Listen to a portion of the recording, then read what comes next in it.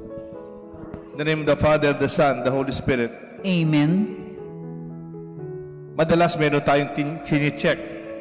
Pwede mong i-check yung gulong ng sasakyan mo kung di flat. I-check mo yung gasolina ng sasakyan mo kung mayroong pang laman. Pwede ka rin magpa-check up. Tingnan mo yung blood chem mo kung okay yung presyon mo, yung blood chem mo, yung sugar, yung creatinine, yung cholesterol, and all the things. Pinapa-check natin yan. Kaya minsan tawag natin check-up. Yung mga sakyan din natin, ganun. Pwede kaya, in the gospel today, Jesus is asking us to check our motivation. Ang tawag dito, motivation check. Saan ang gagaling? Ba't nandito ka? What is your motivation? What motivates you? Our recent clergy updating, last week po nag-updating kami, Monday to Thursday sa Chancery, sa San Jose, sa Palasyo, tawag namin, Arsobispado, sa San Jose, San Fernando. 4 days po kami. Yung last 2 days, ang topic po namin sa clergy updating seminar is about BEC. And one topic was focused on motivation. The motivation factor of BEC. Ang tanong lang sa amin, what makes people from your parish go out of their houses? Ano yung nagpapalabas ng mga tao sa kanilang bahay? Ba't lumalabas sila sa bahay? Marami po yung mga answer namin kasi pinaikot yung microphone. Parang dito rin sa Sapang Bato, yung bang sagot, yung paliga sa basketball, lumalabas yung mga tao. Halimbawa, kagabi dito, hanggang alas 11 yung basketball yata, alas 11++, madalang inter-barangay basketball, lumalabas yung mga tao, masaya. Baka darating piyesta niyan, meron ding inter-sitio sa group. Talagang ang napapansin ko dyan, talaga pong lumalabas yung mga tao pag may paliga ng basketball. Napansin ko rin, tayo pag nagmimisa tayo sa daan, yung street mass, kunyari ito, dinala natin sa isang sitio. Marami yung mag-aaten, lumalabas sila sa bahay nila pag may misa sa kanilang barangay, sa kanilang sitio, sa kanilang street mass. Napansin ko nung panahon ng Birhen, kaya lang, pandemic noon, dumating ni Dong Birhen de los Remedios at Santo Cristo del Perdon, madami din yung mga taong lumalabas sa kanilang bahay para makisama dito sa ating parokya at sa mga sitio, sa mga chapels. Nagkikipag-procession pa po sila. Lumalabas din yung mga tao pag may ayuda. Siyempre, lalo na pag meron silang staff. Siyempre, pag may pagkain, meron tayong handaan. Lumalabas yung mga tao, invite them, they join sa bahay. Mga binyagan, may birthday. Pag may salo-salo. Napansin ko rin, pag may patay, marami din yung lumalabas sa bahay nila para makipagsakla. Tsaka yung, ano yung tawag ng laro yun? Bebeto? Bebeto. Isa, tignan mo doon sa patay, 3 tao lang. Pero yung sa labas, natatraffic. Nandun sila sa sugalan, sa harapan ng... Yan, talaga lumalabas yung mga tao. May suggestion nga sa piyesta natin, magpabingo tayo, bingo. Dahil magpabingo daw, lalabas yung mga tao, magpa-participate. Eh di sige, magpabingo tayo, sabi ko, for our project. Or maybe mayroon local pageant, Miss Sapang Bato. Huh?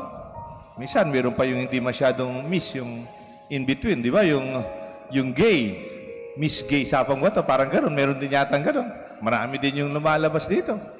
And local community entertainment, marami po. Napansin ko rin, pagsimbang gabi, marami nagsisimbang doon sa patio. Terakan, Zumba, yan, Zumba. Maraming nagpa-participate. Isn't that good? It's good to know what makes people go out from their homes. Important yan sa BEC.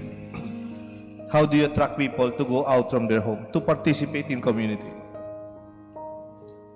Sayawan man ito, basketball man ito, religious din to, prosesyon, fiesta, pabingo. Because if you look into this, You see the vision shared as tasks of skills relating with them and how you speak to them. Ma-discover mo ano yung mahalaga sa kanila, o ano yung pangangailangan nila. Because witnessing and discipleship is essential to see our motivation, how you relate and how you live your life. That is the cultural context and the participation in people's lives. Like, kunyari meron tayong training sa BEC. You will ask questions that define the kind of community that involves neighborhood immersion tools. Tinuro dun kami yung feelers that show the dreams, the aspiration, the vision of individuals of the community. Dito kaya sa Sapang Bato, ano kayong mga pangarap ng mga tao dito? O kaya doon sa DECA, another community under Margot, ang community na rin, Our Lady of Lourdes. Yung kayang taga Margot, yung chapel dyan, yung may San Antonio de Padua community. Eh, yung mga taga Clark kaya, ano kayang kanilang nakikitang kinakasaya ng mga tao? Yung isang tanong, ano ang nagpapasaya sa iyo, sa inyong kapitbahayan? What makes your community, immediate community, happy? Anong nakikita, naobserbahan, nararanasan mo, nagpapasaya sa iyo, sa iyong kapitbahay o kapitbahayan? And when you identify that, why don't we celebrate? Pag may birthday, and in a way, we share their joy. Hindi tayo lutang sa kanilang community. Meron din naman, minsan nakakwento ko yung sa community, meron silang kinakalungkot. Kasi ang dalawang tanong, anong nagpapalungkot sa iyo, sa inyong kapitbahayan? What makes you sad? Anong nakikita, naobserbahan, nararanasan mo, nakakalungkot sa inyong kapitbahayan?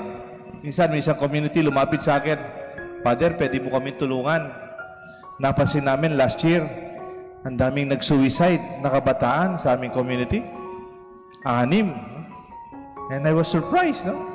And I called on the BEC community and the charismatic community to help in making the community alive, in expressing their fear, their prayers, their joy.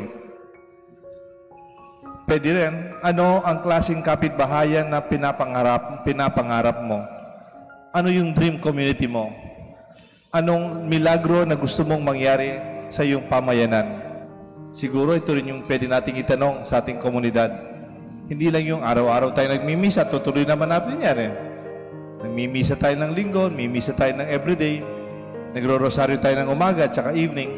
Pero kailangan tanong din natin to. Because this makes us grounded with our people. Jesus thought the motivation of those who were following Him and said, "Are you looking for me? Not because of the signs that you saw, but because of the loaves that you were filled?" Sumasama ba kayo sa akin kasi nabusog kayo? Kasi yung 5,000, di ba, pinakain niya? Sabi niya, do not work for food that perishes, but for the food that endures for eternal life, which the Son of Man will give you.